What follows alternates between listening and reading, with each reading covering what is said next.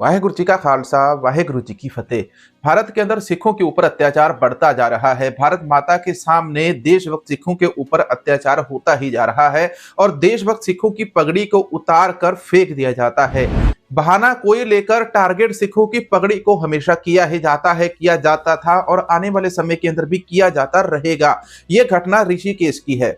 ऋषिकेश के अंदर एक सिख परिवार के ऊपर गिदड़ों की भीड़ ने इकट्ठे होकर उनकी पगड़ी उतार दी। मैं इसको ये कहूंगा, भले ही ये मामला इन दो गुटों के आपस के अंदर था, जानबूझकर यहाँ पर एक सिख व्यक्ति की पगड़ी उतारी गई। दूसरा मामला आता है राजस्थान के सीकर का। लड़का एग्जाम देने गया और वहां पर लड़के को एग्जाम देने से रोक दिया। कह दिया कि आप श्री साहिब पहनकर आए हो, आप इस श्री साहिब को कृपान को उतारो, अपना कड़ा उतारो, आप ये जो हथियार है इनको लेकर अंदर नहीं जा सकते। सिखों को कड़ा कृपान पहनने से रोका जाता है। भारत माता के सामने इस प्रकार से सिखों के साथ अन्याय होता है, लेकिन हमारी सरकार, हमारे लोग कभी भी इसके ऊपर नहीं बोलते और वो देखकर इस चीज का मजा उठाते हैं, लुत्फ उठाते हैं कि यहाँ पर यार भाई सरदारों की इस सरदार की बेइज्जती हो रही है, सरदार की पगड़ी उतारी जा रही है, सरदार का कड़ा उतारा जा रहा है, सरदार को कृपान पहनने से रोका जा रहा है। और जब बात आएगी आपकी बहु बेटियों की इज्जत बचाने के लिए, तो वहां पर यही सरदार सबसे पहले सामने आएंगे और उस दिन आप माफी मांगोगे। अब तब माफी क्यों मांगो, आज ही आप सरदारों की मदद क्यों नहीं करते हो। एक और बड़ी खबर आपको बताता हूं, भारत के अंदर कई नए देश बनने वाले हैं। ये खबर बहुत लंबे समय से चर्चा के अंदर बनी हुई है। इसके अंदर तमिलनाडु का नाम भी आता है। कभी तो पंजाब, हरियाणा, खालसा राज की बात हो जाती है, लेकिन कई बार वहां पर तमिलनाडु का नाम भी आता है, जहां पर अमेरिका एक ईसाई देश बनाना चाहता है। अमेरिका पक्के रूप से वहां पर ईसाई देश बनाने वाला है।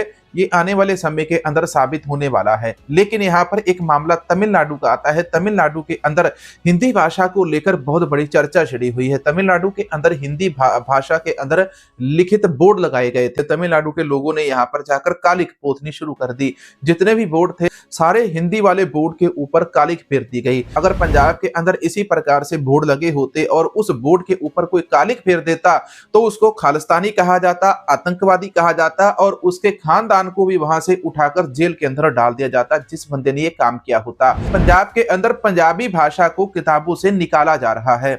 CBSE board, Punjab school education board, इनके जो सब्जेक्ट हैं, पिछले समय के अंदर हमने एक बड़ी कंट्रोवर्सी देखी, जहां पर हमने देखा कि Punjab school education board, Punjab school शिक्षा बोर्ड की जो किताबें हैं, उन किताबों के अंदर सिख इतिहास को, पंजाबी को गायब किया जा रहा था। लेकिन ऐसा ही नया मामला अब सीबीएसई बोर्ड के अंदर भी आ गया। सीबीएसई बोर्ड ने पंजाबी सब्जेक्ट को ही अपने एग्जाम से हटा दिया। उनका जो एग्जाम होना था, पंजाबी भाषा को प्राथमिक सब्जेक्ट के तौर से हटा दिया गया है। अगर ऐसा मामला सामने आएगा तो इसके ऊपर तो चिंता होनी चाहिए, लेकिन नहीं, पंजाब का कोई भी व्यक्ति, कोई भी जथेबंदी, कोई भी नुमाइंदा इसके ऊपर नहीं बोला है। पंजाबी के अंदर खाना है, पंजाब से कमाना है, सब कुछ करना है, तो पंजाबी के लिए आप क्यों नहीं बोलते।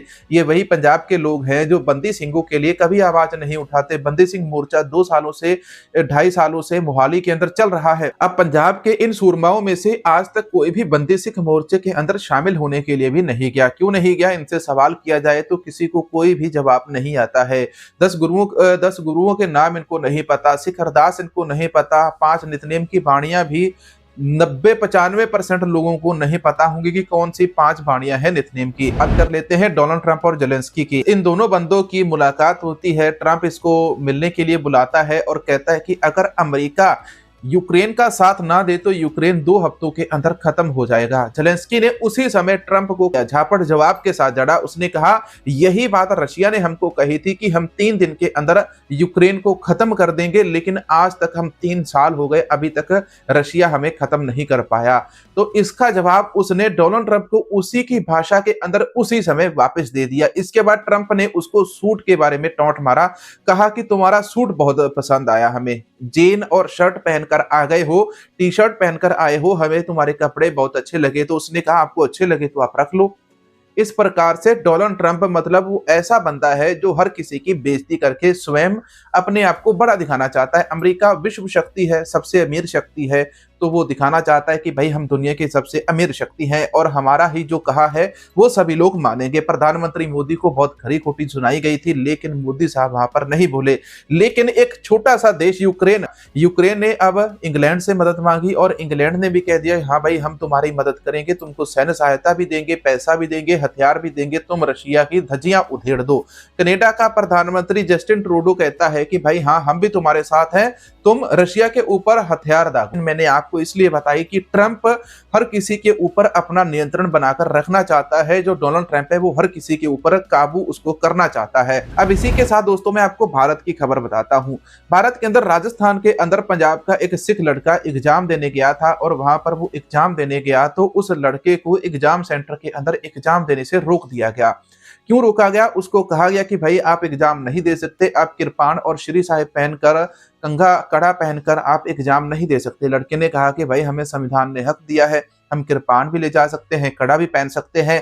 तो उन जो वहां पर सिक्योरिटी गार्ड खड़े थे एग्जाम सेंटर के सामने, तो इन लोगों ने उसकी किरपान के ऊपर टेप लगा दी, टेप लगाकर उसको बंद कर दिया। लड़के ने इसका विरोध किया कि भाई ये मेरा शस्त्र है, ये हमारी रक्षा के लिए हमारे धार्मिक कार्य है, लेकिन जो अधिकारी थे उन लोगों ने ये बात नहीं मानी। अब ये मामला इससे पहले भी तकरीबन 4-5 महीने पहले चले जाओ, अब वहां पर भी ऐसा ही मामला सामने आया था।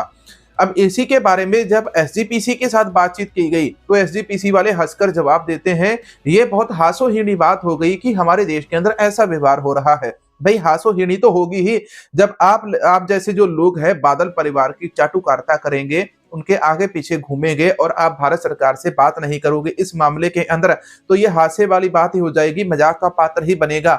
यदि आप जब तक स्टैंड नहीं लेते हैं तब तक हमारे देश के अंदर इसी प्रकार के हालात बनते रहेंगे और सिखों के साथ ऐसा ही होता रहेगा। ऋषिकेश के अंदर पार्किंग को लेकर एक बहुत बड़ा झगड़ा हुआ था। ऋषिकेश के अंदर एक मोटरसाइकिल की एजेंसी थी, सरदार परिवार की, सिख परिवारों की थी, सिख समुदाय की थी। वहीं दूसरी तरफ उसी मोहल्ले के और बहुत सारे लोग थे, इलाके का जो मेयर था वो वहां पर आया हुआ था। मेयर के पास लोगों ने शिकायत की पार्किंग को लेकर। इसके बाद मेयर की और लोगों की और फिर जो सिख भाई थे जिनकी एजेंसी थी मोटरसाइकिल की ऋषिकेश के अंदर, इनकी आपस के अंदर बहस हुई। इस बहस के अंदर बात बहुत ज्यादा बढ़ गई, जिसके बाद बात यहाँ पर हाथापाई के ऊपर आ गई, गाली गलौज के ऊपर आ गई। लेकिन ये मामला दोस्तों यहाँ पर आप तस्वीर देखो पीछे, ये इस तस्वीर के अंदर आपको दिखाई देगा कि एक व्यक्ति दूर से भागकर जाता है और भागकर जाकर जोर से यहाँ पर दस्तार के ऊपर हाथ मारता है और सामने वाले की दस्तार गिरा देता है। दस्तार सरदार जी ने पहनी होती है, उनके जो बाकी के साथी हैं दुकान के अंदर होते हैं, अपने शोरूम के अंदर होते हैं। मामला दुकान के बाहर जो सड़क के ऊपर पार्किंग होती है उसको लेकर यहाँ पर खड़ा हो गया। अब चलो वो मामला तो अलग था, लेकिन इस मामले के अंदर ये जो दस्तार है, पगड़ी है, ये क्यों उतारी गई? भारत देश के अंदर पगड़ी उतारने वाले को कोई भी सजा नहीं मिलती है। अगर कोई राह चलते हुए रास्ते के ऊपर आपकी कोई पगड़ी उतार देता है, आपके किरपान को उतरवा लिया जाता है, आपका कड़ा उतरवा दिया जाता है, तो वहां पर जिन लोगों ने ये काम किया है उन लोगों के विरुद्ध कोई भी कार्रवाई इस देश के अंदर कभी नहीं हुई है। अब गिद्धड़ों के जैसे झुंड बनाकर सरदार के ऊपर हमला कर देते हैं। आप लोग सरदार जी की दस्तार क्यों उतार रहे हो? ये सम्मान केवल एक सिख का नहीं है, इस देश की उस बहू बेटी सभी का सम्मान है, जिनके लिए सिखों ने अपने शीश तक दे दिए, बलिदान तक दे दिए, लेकिन उन्होंने बहन बेटियों की इज्जत नहीं लुटने दी। और आज इसी दस्तार को देखकर आप थप्पड़ मारकर पीछे से उसकी दस्तार गिरा देते हो, ये सरासर गलत है। अमृतपाल सिंह का नाम आप लोग जानते हैं। भाई अमृतपाल सिंह खालसा के ऊपर एनएसए लगी है। वहीं जो हरियाणा के अंदर सिरसा डेरे का मुखी राम रहीम था, जिस बंदे ने बहु बेटियों की इज्जत लूटी, बलात्कार किए, जिसने लोगों की हत्याएं करवाई, कोर्ट के द्वारा उस बंदे को उम्र कैद की सजा हो चुकी है, लेकिन फिर भी उस बंदे को बार बार जेल से बाहर लाया जाता है। फर्क देखो, एक बंदा जो लोगों की भलाई के लिए कार्य करता है, लोगों के नशे छुड़वाता है, अमृत संचार करवाता है, वो बंदा जेल के अंदर है। ये है हमारी भारत माता का संविधान। क्या ये संविधान है? तमिलनाडु के अंदर हिंदी के ऊपर कालिक पोत दी जाती है। तो दोस्तों ये थी वो सारी खबरें। आज के वीडियो के अंदर केवल इतना ही। मिलेंगे नए वीडियो नई जानकारी के साथ। वाहेगुरु जी का खालसा, वाहेगुरु जी की फतेह।